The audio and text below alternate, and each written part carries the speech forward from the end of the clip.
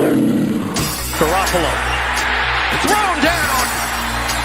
Brian Burns gets there. Spider-Man. What a pass rush by Burns. See how quickly he got to the edge and got This is Desmond Johnson on the Bleav and Carolina Panthers podcast, here on the Bleav Podcast Network, the #1 podcast network for professionals. Do you Bleav? If you enjoy the show, please subscribe and rate the show on iTunes. We're available in your favorite directories: iTunes, Spotify, Google Play, Stitcher, Luminary, and TuneIn. You can also find us at Bleav.com and at Bleav Podcast on Twitter.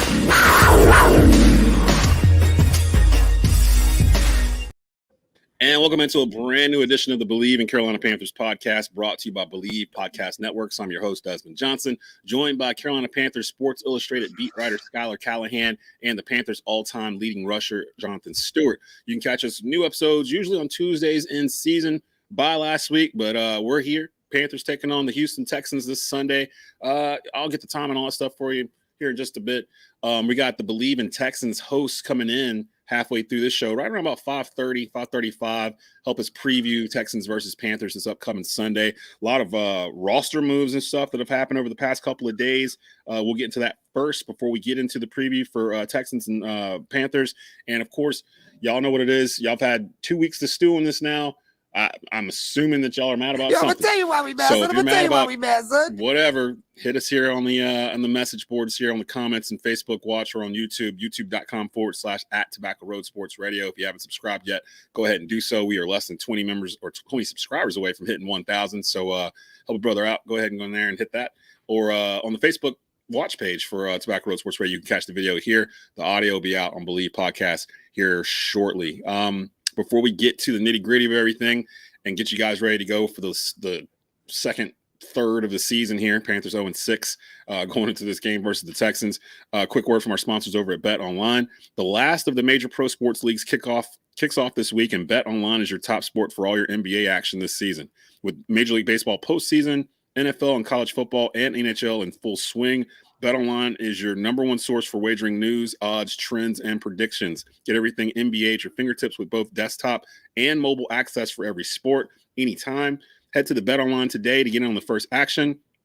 Don't forget to use the promo code Bleav, BLEAV, to receive your 50% welcome bonus on your first deposit. BetOnline, where the game starts. And where we typically start is a look at the box score, but we didn't have one this past week, thankfully. So the Panthers won. We're not going to do that. Although I saw a lot of memes saying the Panthers lost the bye week. So like bye week 35, Panthers 16. I was just like, oh. How do you lose a bye week? I don't know. I mean, hey, they technically lost a couple of players to IR. So, I mean, yeah, they got one back. Let's get into that. So we got good news, bad news for you guys. So good news, Austin Corbett off of IR. That's huge for the offensive line. Offensive line feels like it's starting to come together a little bit. Getting Corbett at that right guard position back kind of solidifies some things there. The bad news, 3 guys put on IR today. The biggest name, Jeremy Chin, out with what's been quoted as a significant quad injury. So out 6 weeks. Your Gross Matos out with a hammy, and Giovanni Ricci out with a shoulder injury. I had a question for both of you. I was thinking about this during this past week.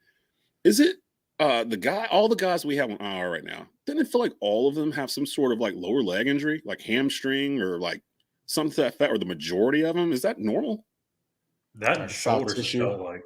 Yeah, hammies and shoulders. Like, what? How does it's like every single one of them that's on IR. I don't know if it's coincidence or something more sinister. I don't know.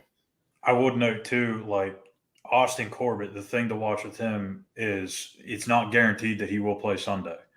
So that's still something that we're have to kind of keep an eye on throughout the week. He's been practicing. He started off in limited. He worked his way up to full. But this week they had to take him off the PUP list or place him on IR, which would obviously knock him out the next 4 games. So they did that. That's step 1. Now step 2 is whether or not he's going to be active or inactive on Sunday. He could be a healthy scratch on Sunday just to give maybe another week to rest and recover. So we'll see. I think he should be. Everything sounds like he's trending in the right direction. So either way, whenever he comes back, it's going to be a huge, huge help to that offensive line, certainly for Brazil. Yeah, I totally agree. As for the case of Jeremy Chin, So Joel, how do you say it? Ski Joel. I think it's my name, just put with a couple other letters in there. We're just gonna call him Ski. Ain't like Chin was playing, so which hey, my man kind of got a point. Jeremy Chin wasn't out there for some reason. I feel like he's only playing like 30% of the snaps. I don't know why that was happening, especially with the injuries. You would think he would have got more playing time. So I don't know how big of a hit it's really bad timing, because if they were wanting to move him, I mean, I don't know anybody that's going to really want to make that move now with him out. You know what I mean? Yeah. Speaking of players looking to move, right after we were done last week, wide receiver Terrace Marshall Jr. Apparently seeking a trade. Now, last time this happened with the Panthers, it was Cam Newton involved in that, and Cam immediately was like, "I did not ask for a trade. I did not ask to go seek for one, or any. This is crazy that they're doing this. You think they're doing this again just to put him out there, or is this Terrace really out there like, yo, somebody come get me?" I mean, it's hard to really tell. I mean, Terrace didn't really talk about it on Monday. Did kind of mention that he wanted to play more, so I think it has something to do with it. But both players aren't playing. We're just gonna call him SK. SK on it today. SK out here telling He's telling facts. The truth. He's telling the truth. But neither one of them are playing, so it's kind of hard to really gauge what they would be trade wise. Do you guys think the Panthers are buyers or sellers here? As the trade line's coming up here soon, isn't it? 31st. Yeah. So in 7 days, do you think the Panthers are going to be buyers or sellers? What do you think, Stu? Man, look, all I know is go sledding out here. So if I'm, an organization such as the Panthers, you got to find ways to win. You got to figure out what your mentality is going to be. You got to figure out what your identity is going to be, because this is your first year as a collective, right? Mm-hmm. So you still got, like, we've been saying this before, they bye week. As hard as it is to hear, the Panthers hit the reset button when they changed coaching staffs, and you got a rookie first round draft pick, and new players and a new defense, a brand new defense, right? The scheme is different. Yeah. You might got guys out there that's never played in a scheme like this. And then you got, an offense and just a team collectively that's got some injuries, right? So you learn a lot about your depth. And so if I'm an organization, anything's on the market. I think they could. I'm trying to think of what could they get without giving away. I don't want them to give away any more draft collateral. Like, I understand. I'm fine with us not having a first round pick, because that seems to be the main issue Panther fans have right now. They're fine with they're not fine with 0-6. They're fixated on getting that first round pick. Yeah, it's like, we don't even have a first round pick. Like, we can't get Caleb Williams. First round picks don't necessarily make you like a Super Bowl contender. First of all, one dude can change the fortunes. It can help. I can tell you who I would want in the first round pick next year is that tight end from Georgia. Bowers, yeah. Oh, yeah, Bowers. Man, yeah. Listen, he is. You talk about teams that are balling with a tight end. Listen, every team right now that's been making moves, been making plays, been staying in the game late. They got them tight ends running up and down that field, catching balls over people's head. Ooh. Like they got midgets guarding them. Ooh. Yeah, I'm gonna tell you why we mad, son. Where's Hayden Hurst? Where is he? Like, where is Hayden Hurst? Like, is he getting targeted? Like, it feels like they've signed him and then forgot. They forgot he's here because they're using instead. The other tight end. Trimble. Yeah, Trimble. Man, shoot. Hey, listen. The way Trimble caught that ball and jumped over Buddy's head, I was like, was that Christian McCaffrey? That was like a C-Mac play. Let's go. The one thing people need to stop with is like the whole draft pick thing and getting a first round pick. Like, I may have mentioned it a couple of weeks ago. It does not matter if you get a first round pick. Number one, because like Stu just said, you have no idea what that pick's going to be. And second of all, you're going to give up all that just to move up maybe 10 to 12 spots from where you would be picking early second round. Yes. Because if you're trading Brian Burns away, He's going to a contender. Everyone keeps forgetting this. You're not trading Brian Burns to the Chicago Bears and you're getting the number 2 pick. Like, it's not happening.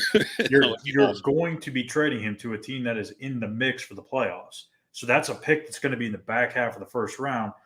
And after the first 12, 15 picks, it's a crapshoot. So it doesn't matter. And I don't think that really draft picks really even matter a whole lot because you just don't know about those guys. They're not proven commodities. Draft picks matter to certain teams. If you're a team that doesn't have a lot of money to spend in the offseason and you definitely need some help, you need to find a way to get draft picks. But Carolina's going to have some cash to spend. So it's not like they need to go out and get a first-round pick or they need to go out and get 3 or 4 more picks. Sure, it helps, but it's not necessary.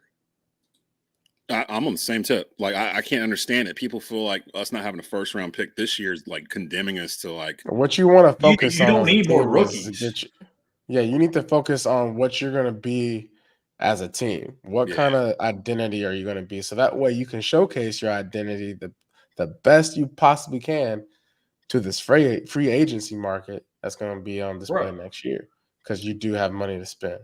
Because you can't just populate this roster with a bunch of 22, 23-year-olds and expect it to flip like that. It's not going to work. Yeah. I'm not saying to go out there and sign each top free agent at each position, but you've got to be able to at least make some more significant moves in free agency because you have the money to spend and you're wanting to take that next step. You're not going to take that next step by continuing to draft all these young cats. Let me ask you both this. With having a young quarterback like Bryce Young, and I will say this too, Caleb Williams and Drake May, they haven't been looking so good the past couple of weeks. Like, because I've been seeing that narrative too that we could have waited a year and drafted Caleb Williams.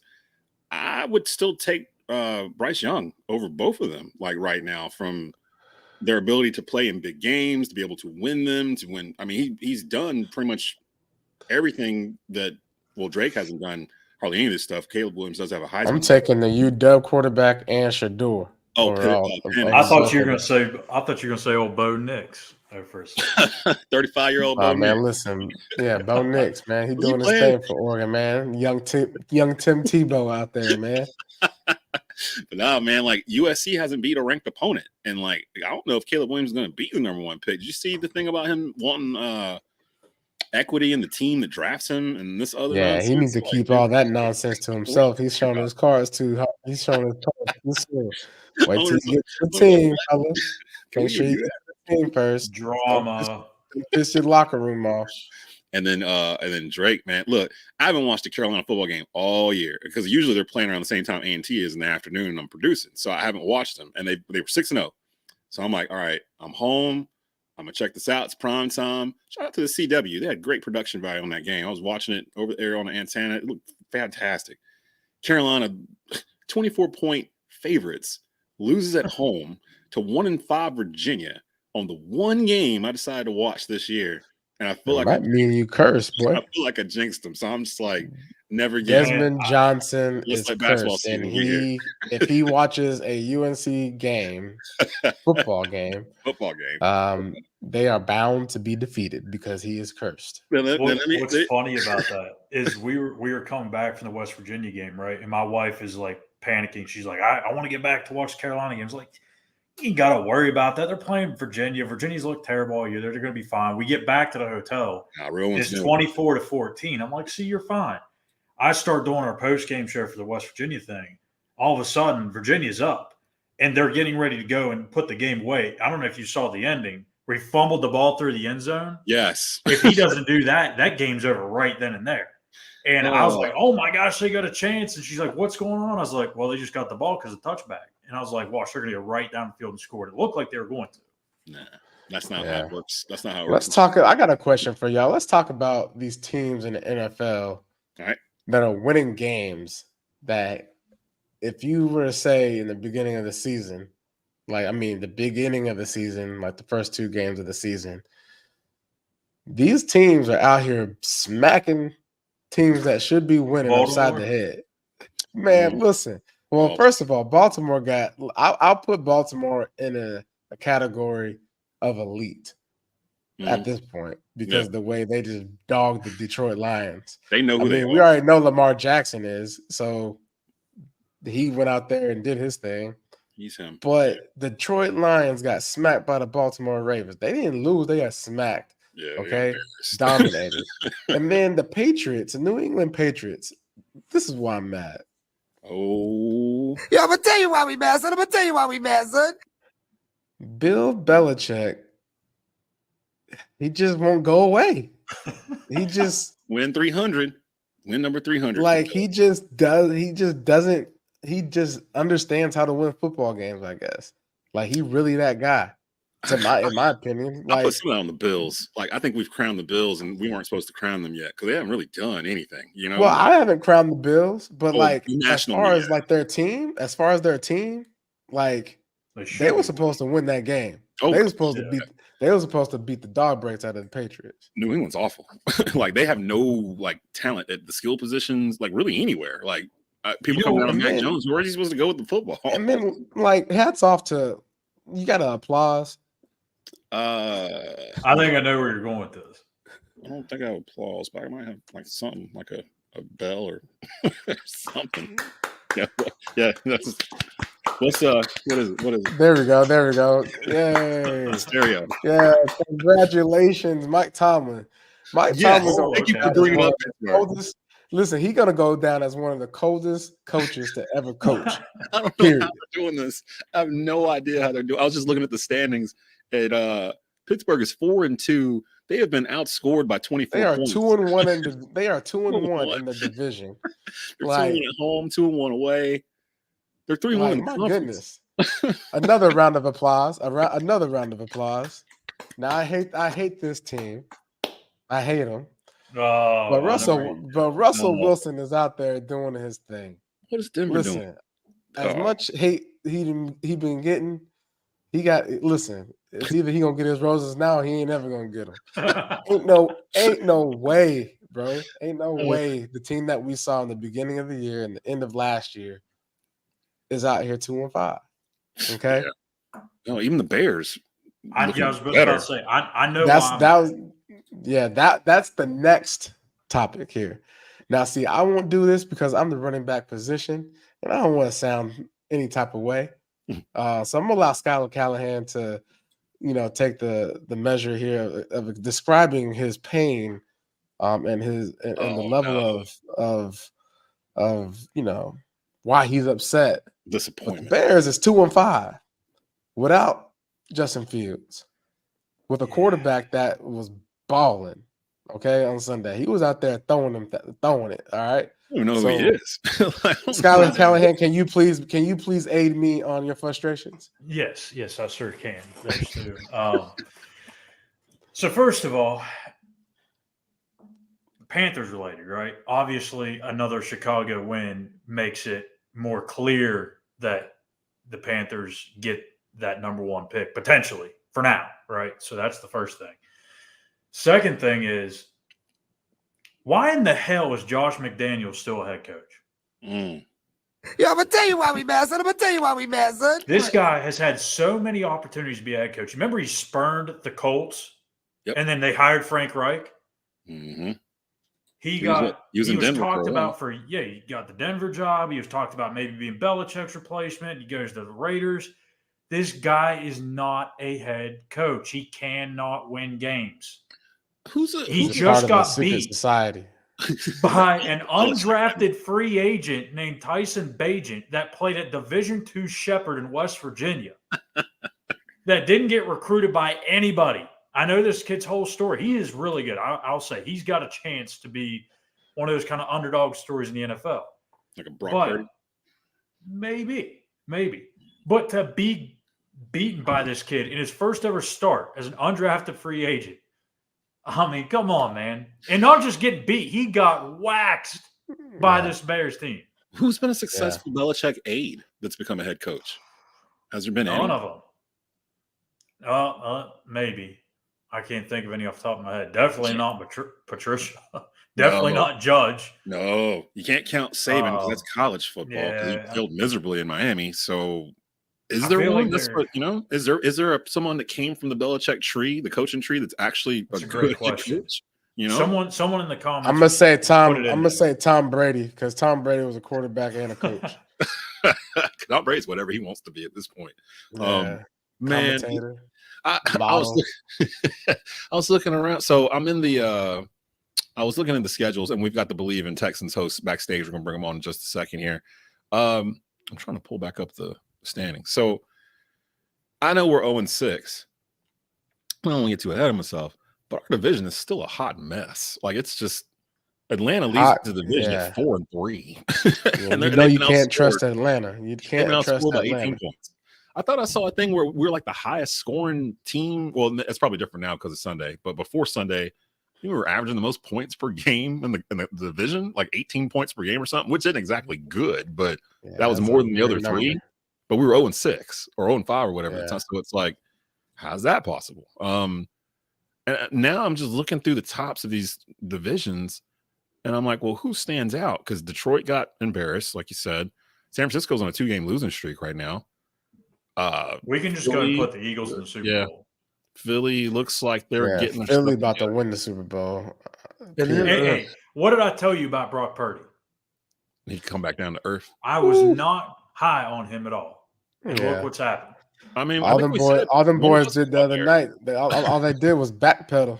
Yeah, no Debo. That's all they did. That hurt him a lot having no Debo out there. With no Debo, they were sitting down there in the that drag lane throughout the whole game, and then all of a sudden they said, "All right, let's backpedal. Let's get this boy."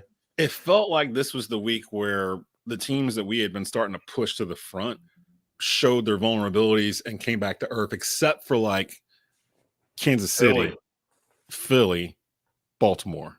Like, those three stood out to me as the ones where, like, okay, they not only do they look good, Kansas City is on a 6-game win streak. They've been winning since week 2. Yeah, quietly. They're under the radar somehow. Unless, how is that? How is that? They're under the radar winning, but they're out there because of Taylor Swift. Like, that's why I don't even watch games. See how my dog don't even like Taylor Swift. Yeah, freaking out. The Lions may have their warts, but I think they're still a team that's going to be in the mix. Yeah, they're young, but yeah, they'll be in the mix too. But yeah, I think the Eagles are the ones in the NFC to beat. It ain't Atlanta. That's what I'm saying. They're talking about mentioned Desmond Ridder. So yeah, shout out. Oh, by the way, Schuyler, I thought you was gonna touch on this before we go. Shout out to the hat trick by Deontay Foreman. Oh yeah, duh. Let me go ahead and. Yeah, I'm gonna tell you why we mad, son. I didn't realize it was 1 year, $2 million. That's all the Bears paid him. Like, meanwhile, we're sitting here. We just paid $26 million or whatever to a guy. We're wondering if we need to sit. So it's like, nah, hold on. We don't need to sit the guy. Come on. I don't want to start him. Guy's got value. I want Chuba to start. I'm 100% Chuba Hubbard right now. Like, I give that boy a chance. Chuba is a dog. I tell you that. I love the way he runs. I'm hoping that Miles saw that and was like, "Yo, I could do that too," and just start. Oh, that was something I was going to ask you before we even bring in the Texans guys. I was telling a friend, they were asking, could they do a dual back thing with Miles and Chuba? I was like, if there's anybody in the world that would be able to tell you if they could run a dual back system with these two guys, it's the guy right here in Jay Stu, who did it not only with D'Angelo Williams, but you also did it with Christian McCaffrey. Are they complementary enough to run it like that, or is it going to be more of a traditional 3-down back and a guy comes in on passing situations type stuff? No, I think that they both. I feel like Chuba can catch out of the backfield. They've been utilizing him that as the season has started, right? 3rd downs, he comes in. But what you're seeing is that Chuba, in this scheme, he's capable of, running downhill, making one cut and getting upfield. That's kind of his MO, and that's what he's really good at. And that's one of the things that stood out to me last year as far as his development. Mm-hmm. Now, I believe that, Sanders can do the same thing, but there's a feature that Sanders has, which is his agility, right? Being able to escape certain instances. The problem is that, with the offensive line woes that we've been having and blocking, it's kind of hard to get the guy in space. And so once we can develop, some plays to where we get these guys in space, that's when we'll really be able to see their true talents and what they can bring to the table. I think right now, with what we got going on, Chuba's going to fit the mix, because if you're struggling at the offensive line, you just need somebody that's going to go in there and run up behind somebody's back, which is what I did. Very well, I might add. And Panda Promise QS Panda says, "Did you see DeAndre Hopkins is available for trade? Would you stay would away? You, stay away. Yeah, right now. No. If he's available for trade, then he's not doing what that team signed him for. So I mean, if they'll take a 2033 seventh, yeah, sure. Yeah, I don't know what I would even 2033. 2033, Schuyler. 2033 seventh. I mean, that kid's in like 10 years from now. He's 10 years old. He's like let me tell you what you just did. You just took a bag of ice that melted on a hot day, and you threw mayonnaise in there, and then you just poured it all over DeAndre Hopkins. It's like, here you go. That's quite the visual. Let me bring in the guys from Bleav in Texans here. We got Harley and we got Ruben in the house from Bleav in Texans, co-hosts. They're here on the Bleav Podcast Network. As a matter of fact, let me take down this Bleav thing here. Here we go. What's going on, fellas? How y'all doing? What's up, boys?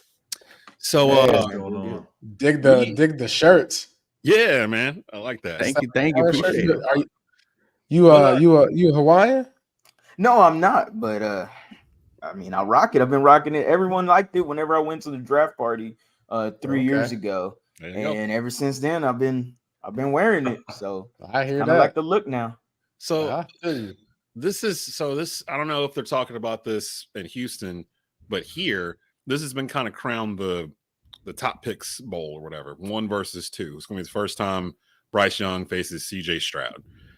You guys have gotten 6 games of CJ. Our fans are delirious about CJ. They feel like we made the wrong pick because he came out of the gate stronger than Bryce. Yada yada yada yada. If we had to, and we'll go around the roundtable here because we want to pepper you guys on some questions about the Texans as we go into this game on Sunday. I'll kick it off. What's the one thing that you do not like that CJ Stroud does?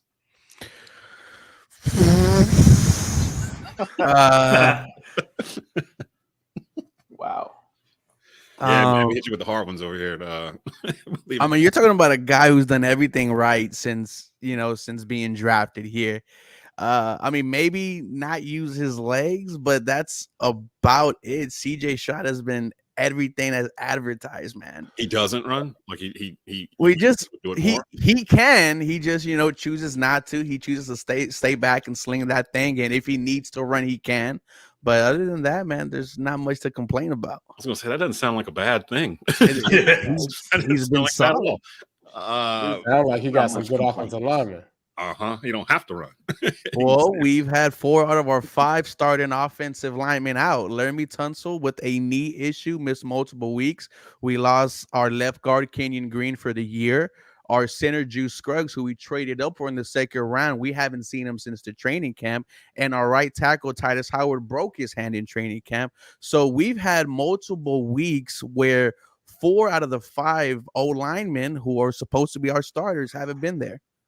So you tell me that y'all got depth.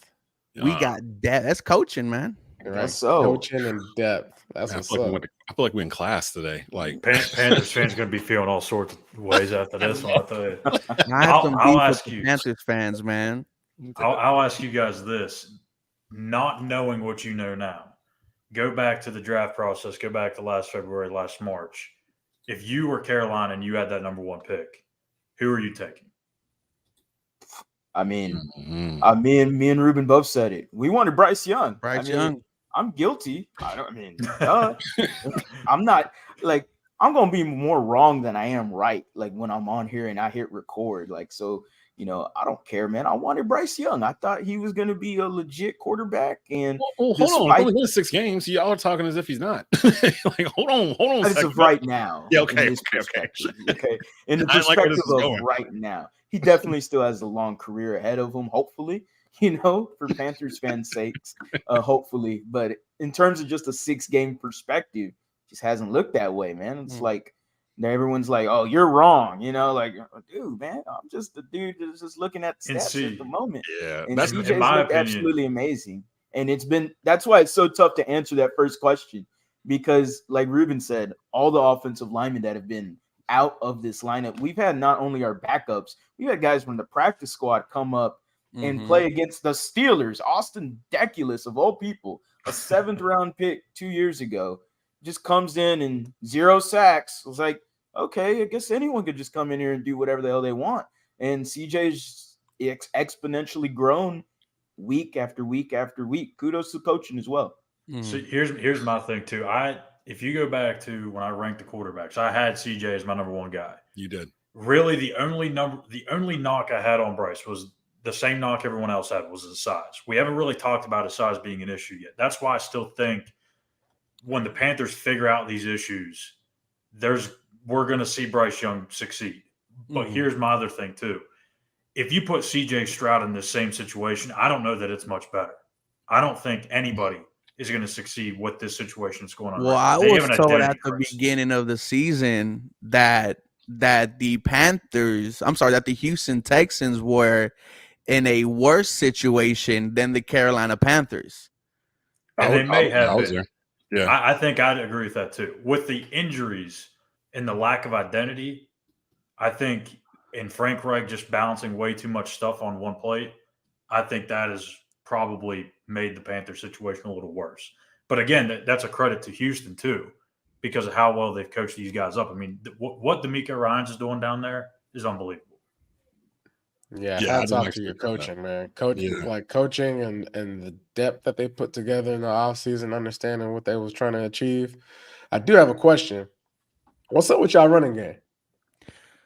That's the biggest question, that we do have. We were expecting this running game to be, the focal point of the offense. Second-year running back Dameon Pierce, and then you get Devin Singletary in the offseason. So this was the first time in a long time fans felt very, comfortable and excited for this running game, but it's just not there. And after this Saints game, we are having some questions about Dameon Pierce. He split carries with Devin Singletary, and now we are wondering, right, are there going to be games down the line where Singletary starts in front of Dameon Pierce?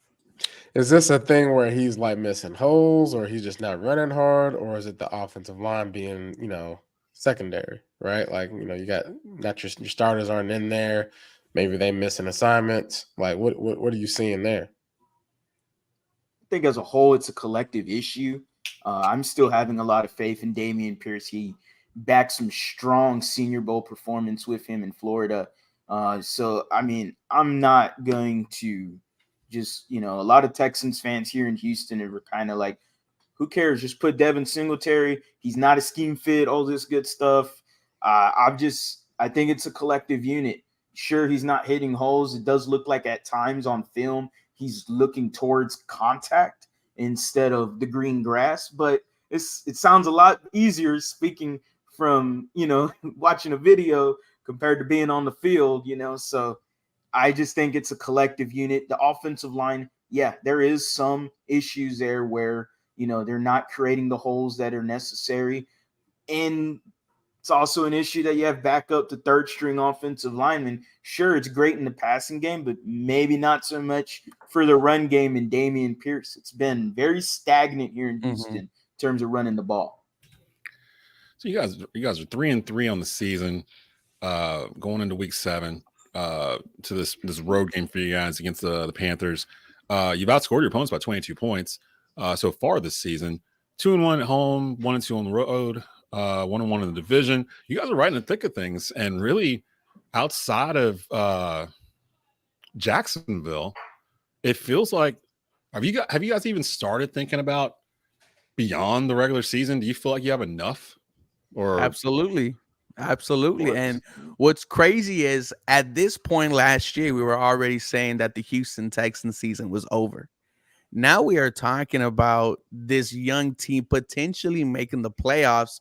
When you look at the rest of our schedule, it's not as difficult And, you might see the Houston Texans go on a run here, but playoffs is definitely something we talked about.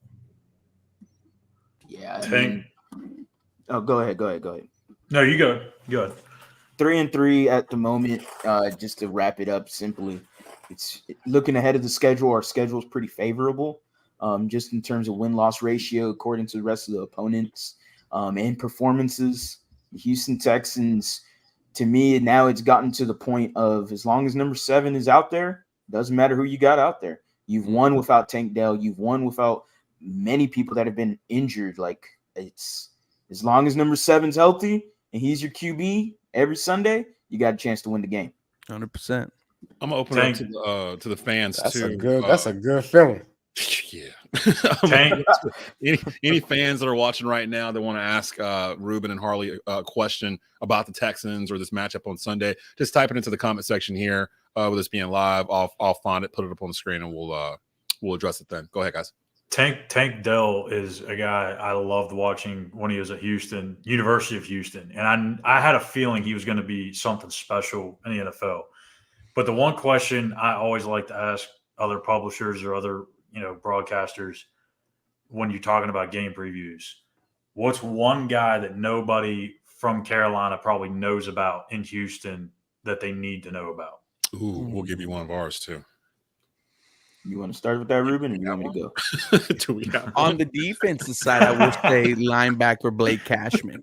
Yeah, he just won AFC Defensive Player of the Week against the New Orleans Saints. 14+ tackles, 2 tackles for loss. Arturo, shout out to you, brother. Thank you for invading the Panthers stream, man. Shout out to the H-Town faithful. But no, Blake Cashman has an interception on the season as well. Very underrated linebacker, but he is one player that you guys need to keep your eye on. Guys, who would that be for us? That's active, that's not injured, that will play Sunday. That list is like this. I know. I just squashed it all the way down to about like a list of like 5 guys. Oh my god! I don't know. What you think, Stu? Who's that guy? Because y'all know about Frankie Louvu, right? Like, y'all know who he is. Like, it's not like it's gonna be a surprise if Frankie has 10 tackles or whatever. I don't even know if Frankie's playing. He's got a hip injury, so I don't know. Who would that be? Do we have one? Do we have? I'll say he may not be like a star level player, but Sam Franklin has played particularly well. Troy Hill's played pretty well too. Since he stepped up, Sam Franklin was just a premier special teams guy for the last 3 years, one of the better special teamers out there. But with Von Bell and Xavier Woods being hurt, he's gotten some time at safety, and he's played considerably well. This is a guy that's kind of in the same lane, but hasn't got that much burn. I'd say Raheem Blackshear. To this day, I think he's a guy that can run the ball with the mindset of get out the way. Even though his size don't say it, that's something that I would like to see as the season goes on. I would like to see him tote the rock a little bit more. Give him 6 carries a game. Like, it might change the tone of a lot of things. We would have definitely loved to see it against the Miami Dolphins at some point in the game. Because I just feel like, when you go through games, when you go through a season like what the Panthers are going through and what the Houston Texans have experienced in the past, like, you need those sparks in certain games, especially where you might have a chance. If you have a guy that's out there that can be a guy that's like grateful to be out there, gonna work hard, gonna run hard, gonna do all the things like necessary hard, get that guy out there and spark the offense, spark the whole team. But I'm always gonna ride with him. So shout out to Raheem, because he's him. Raheem is him. For me, I'm not gonna go with a player.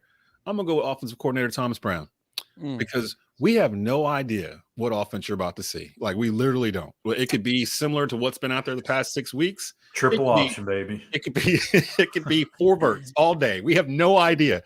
Thomas Brown taking over the play calling. Although I did hear an interesting theory, Stu and Schuyler.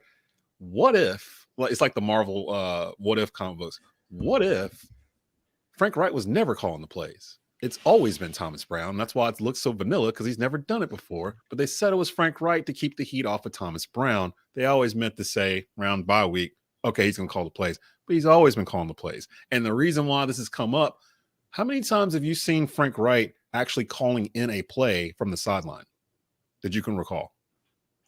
I don't really pay attention, but some conspiracy theories already. You know the little car thing, him talking on the mic or something. I don't recall him ever doing that. So I'm like, well, when is he calling the plays? Desmond, you better leave that alone. I didn't say it was not. You might have somebody come knocking on your door. That theory is some Panthers special agent showing up. Hey, we need to talk to you, buddy. You got some stuff going on here on the internet, and we need you to calm down. No, but it's not my theory. I've just seen it out there. I'm like, that's interesting. I think the one thing that's kind of popped up here in the last couple of weeks, because they're 0-6, is the thought that this could be a one and done for Frank Wright. I don't know that I believe that just yet. I don't buy that either. It might. If it gets that bad, David Tepper's not going to wait. But these guys know what a one and done looks like. They just had it with Lovie Smith. Oh, and then all of a sudden, and David Culley. What was the record? Yeah, and David Culley. When they got fired, what was the strong 3-14, I think. 3-13-1. 3-13-1. They wait till the listen, if Frank Wright goes one and done, man, take me to the hospital. I need I don't think it's gonna happen.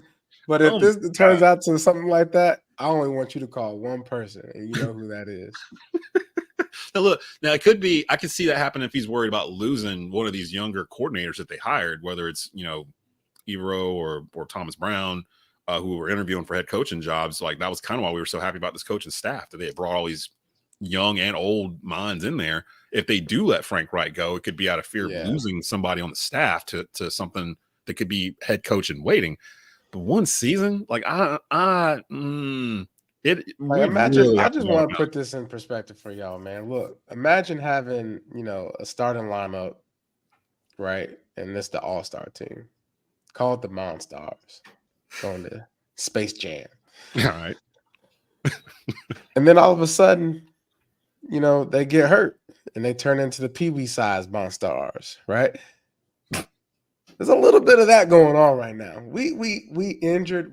Right now we need to figure out how to debug the situation. And two, like I'm gonna say this over and over again.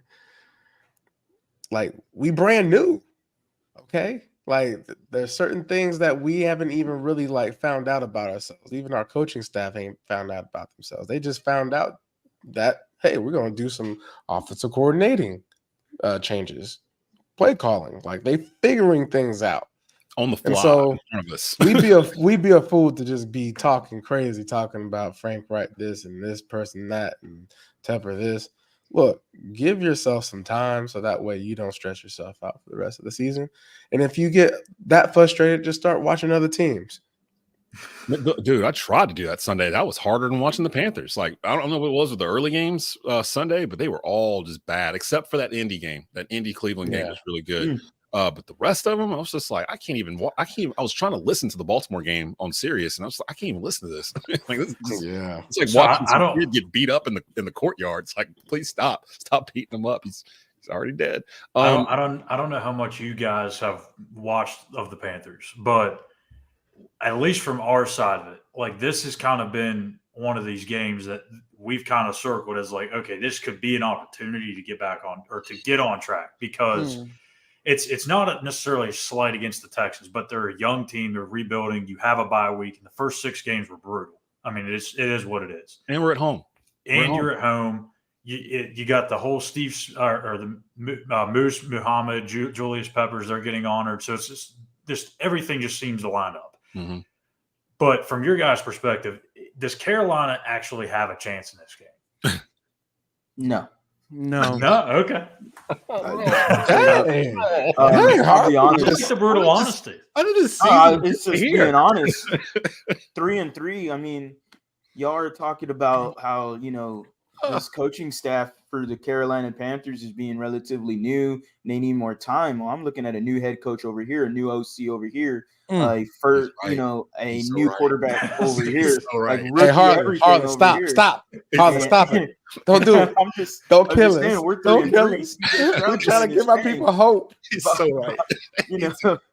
I'm just trying to figure it out because I'm like, okay, well, Frank Reich is a veteran head coach. You got Ejiro Evero, who had a dominant defense with the Broncos, and they traded Chubb. They traded away Bradley Chubb, and they still had a solid defense. And I'm like, Ejiro Evero, hey, we had Thomas Brown come over here and interview for head coach for the Houston Texans this offseason. I thought Thomas Brown would be, if he's the new OC, I'm actually confident in him and in his ability. But I'm just trying to figure it out. Like, from y'all's perspective, I'm like, okay, what do you mean? Look, that point you just made too much sense, and I don't want to hear it ever again. I mean, you guys said that, that you guys are looking for this game, to align and, hopefully save your season. Well, we're looking at this game as it being a statement game. We are 3-3 and a dominant win over the Jacksonville Jaguars, a dominant win over the Pittsburgh Steelers, a gritty win over the New Orleans Saints. This is where the Houston Texans start to separate themselves from the lower teams. And we are looking to smash the Carolina Panthers. Not just CJ Stroud, but Will Anderson Jr. We are expecting him to have a breakout game. I forgot y'all drafted him too.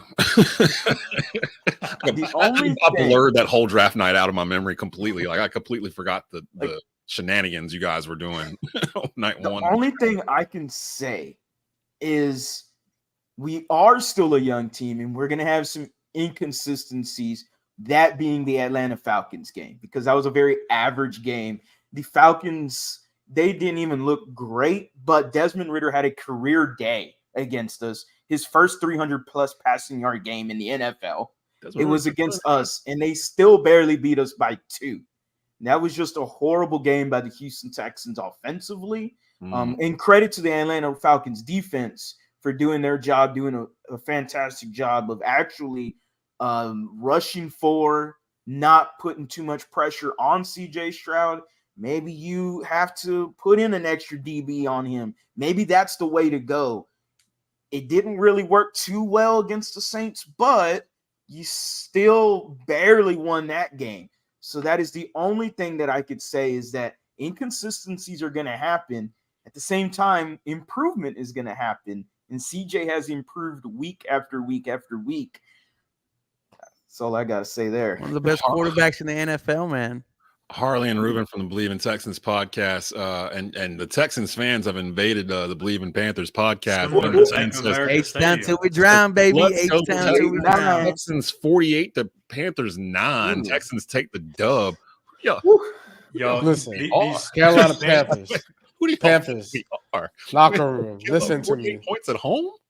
You better not let this happen. You got to protect the bank. This is all about protecting the bank at this point. Oh, this my means God. More than just winning the game. You got to protect the house. Lock it up. When they come into the house, you I lock the see door. A whole bunch of red and you beat them up for coming in your house. Look, Willie's got a great question for you guys. Willie Smith, the Bleav in Panthers super fan. He says, to Texans fans, is the offense built around Stroud, or are they fitting him into a system? Great question. I would say I want to lean on the second part of that. I want to lean into the system. But then it's a little bit of both. I go back. Right. Because, Bobby Slowick has his own system. It stems all the way from Kyle Shanahan, Mike Shanahan, when he was way back with the Washington then named Redskins, now football team Commanders, whatever they are now. But he was a video coordinator all the way back then. He was just a video guy. That's all he was with the Washington Redskins. And that was way back when RG3 was a rookie. So then he goes PFF, then he goes into 49ers, and he doesn't start out as an offensive guy. He starts as a defensive guy, then goes into offense. It's something Kyle Shanahan likes to do because he did it with Mike McDaniels as well. So that's very interesting. And he has that system. That is a Gary Kubiak system. And CJ Stroud fits it to a T. highly accurate quarterback is what you want for the system. And CJ is one of the most accurate quarterbacks as of right now in the NFL. So, yeah, is it a system? Yes. But then it's, oh, well, you go to the Falcons game-winning drive. CJ goes, you know what? Hey, Dalton, do me a little shake route on, what's his name? Jesse Bates. He's been biting. He's been looking at coming in. One of the best safeties in the NFL, by the way. We know Jesse very well. One of them. And, he's going to just do a shake route, and we're going to throw it over the top of Jesse Bates. He's going to bite. Oh, okay. You think so? Yeah, no problem. All right, little backyard football, boom, boom, all feel, and shake route from Dalton Schultz. Jesse Bates bites bad. He wanted that pick to win the game. Boom, CJ Stroud over your head for 6. Literally, that's where you go. He got 2 interceptions on us literally by doing that. Literally like baiting Bryce Young into throwing it right there. That was the film. That was the film that CJ Stroud saw. And just to feed off of Harley, a scheme fit, yes, but with this type of offense that we're running, you need to run the ball to set up the play action, set up the pass, right? Take you back to the Andre Johnson area, Foster days. Jonathan Stewart knows about them. And when you can't run the ball, it's CJ Stroud just dicing up NFL defenses. So I Bleav it's a little bit of both. Okay, man, you really out here making me like CJ Stroud. I don't know if I feel like better. He's done everything right on really draft looking at night. y'all like, man, y'all got a really nice situation. Yeah, it looks good over with there. This man. Like it's like sunset, a little margarita, a little umbrella in your cup. That's why you wearing that shirt. That's right. You're feeling great. He hosts a dinner every night for his teammates. Every night. Wow. Every night with a private chef. What? Come on. Hold on. What did he say? Come on, man. CJ Stroud hosts a dinner every night with a private chef for all his teammates. He gonna go broke. He gonna go broke. Nah, he ain't. That's probably our problem. Bryce Young got the Bojangles deal. He had to reach Bojangles. He's gonna eat every night, right? So you might as well just make it's hard to make dinner for one. Yeah. You feel me? Wait, hold on. It ain't hard, but it's just difficult. Mr. Strat says, what's the point to sugarcoat this? We look awful. We could be a bit better with Thomas calling plays in those 3rd and 4th and 1s, but our defense has been looking tragic. Guys, we've got 5. Well, actually now, what is it? 6, 7 with Gross Matos and Chin added on. 7 defensive players on IR. That's our main story. And it's like big guns too. Like Shaq Thompson went out game 2, broken leg, like out for the season. JC Horn went out game 1. Xavier Woods, starting safety, out. Von Bell, starting safety, out. Sounds just like us, man. No, it don't, because y'all are walking around with smiles on your face. Well, 2 starting safeties, Jimmy Ward, Jaden Peachy were out. Denzel Perriman has been out a couple weeks. Derek Stingley was put on IR. Tavier Thomas, he broke his hand. Christian Harris has missed a couple of games. So injuries on both sides of the ball, man. How are y'all winning games? It's the D'Amico Ryans effect, Ruben, man. speak on it, man. Yep. Tell us why you're winning games. Tell me what is the secret sauce. What is the sauce to the Houston Texans 2023 winning these games? 3-3. Y'all planning on going to the playoffs. What is the secret sauce right now? It's D'Amico Ryans. And I take you guys all the way back to training camp. Me and Harley will get there at 3:00 in the morning and wait in a 1.5 mile long line for training camp. And everyone wanted to see D'Amico. And D'Amico preaches this mentality called SWARM. It's an acronym for we want players with special work ethic and relentless mindset. And not only have the players bought into this, but the fans have bought into it as well. This is probably one of the most excited times it has ever been to be a Houston Texans fan. And you see it on the field with so many injuries on the offense, so many injuries on the defense. We originally started with 4 captains, but we had to add 5 more because all of our captains were on the questionable injury list against the Pittsburgh Steelers. And it has not been easy for these Houston Texans, but yet they still prevail. And I go back to the beginning where everyone picked us to be one of the worst teams, if not the worst teams in the NFL. And now look at us now. And It's just D'Amico. Yeah, I do like the Panthers legend name drop there of Denzel Perryman, by the way. Yeah, right. I was in my head. I was like, we had him and we let him go. And, he got a ticket on the way to training camp and was traded probably a couple days later. So. Oh, CJ isn't the test. Hey, I got one more question. Sir. Yes, I got one more question. Harley. Yes, sir. What is the who's the hardest team you got for the rest of the year? Give me two, the hardest teams. Man, I'm trying to think right now. I want to say, man, it's tough because the Bengals, I want to say, are a tough team just because of the track record, obviously. It definitely hasn't looked that way. I would have to look up the rest because I know the next 6 games by heart because that's been on many videos. The next 6 games, November 26th is when we play the Jacksonville Jaguars, which we spanked at Jacksonville. So now they're coming to our crib. That could potentially be for first place. But I'm trying. Let me look this up. Massage Watson, week 16. Oh, yeah. I'm not. I mean, that defense right there is absolutely. Ruben, my brother. Welcome to Houston. You meant Deshaun Watson, right? Nah, I meant Massage Watson. I'm looking at your Ladies schedule. and gentlemen, he said Deshaun. It's the PJ Walker show right now, though. Another Panther. PJ out there on that private jet, baby. What I tell you about that peanut butter and jelly, baby? At Jets, December 10th would be interesting for you guys. And then the Browns isn't a bad game just because the Browns defense right now has been playing phenomenal. Yeah, but you get them at home, so you get them at home, and it'll be late December too. So I'm looking at your schedule. It looks like you played the Titans twice in like the last 4 weeks. Yeah, trash. Yeah, and you got the Jets before that. The Broncos, Derrick Henry been throwing y'all out the trash like trash for the last 4 years. So Hey, he might hear you. He might hear you say trash. I love their mentality. They're like, forget the past. Like we're living right now. Like we don't care about whatever come over there and throw y'all against the goddamn sideline. He used to not do that when we had Bernard McKinney and DJ Reader. But since all them guys have gone and Bill O'Brien is now gone, all right, we have David Coley gone, Lovie Smith is gone, Jack Easterby is gone. Like this ain't the same old Texans anymore. This is a whole new face and a whole new Texans team. Bill O'Brien, everybody, Bill Belichick guy, a Bill Belichick family tree guy. We were talking before you came on. Have there been any Bill Belichick assistants that have actually been successful as head coaches? That's another one.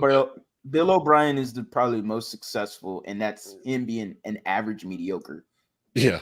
Somebody said Mike Vrabel, but he never coached under Belichick. He played for him, but he never coached. Yeah, he played for him, but he never coached under him. I always liked Vrabel. McDaniels, not good. A host of them. Yeah, just not good. Anything else, guys, before we get out of here?